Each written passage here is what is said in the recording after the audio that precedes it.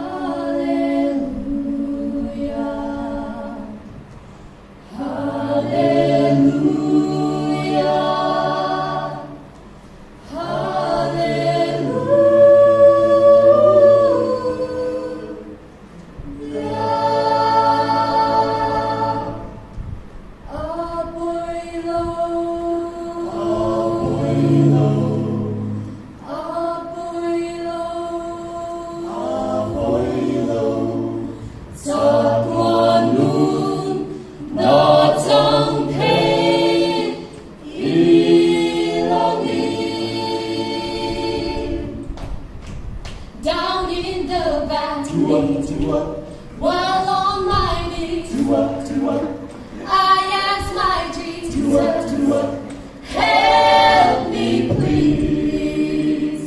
He promised that He will take care of me if I would lift Him up.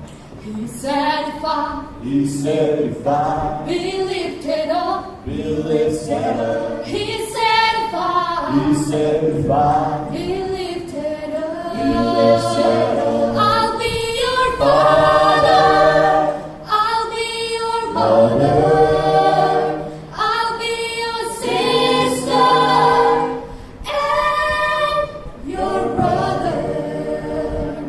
He said if I to up, be lifted up, be lifted up. I'll bring joy, joy, joy to your soul. God can lung ya, lo eng ang se, I mang ay na min quang la, kan lal pa pa ya, in min om quy. Amin soi moya, amin sui, soi moyang u, amin sui, soi moyang u, kan papa thiên ni, lên kim tị thế, lên kim xiang tu. Amin sui, soi moyang u.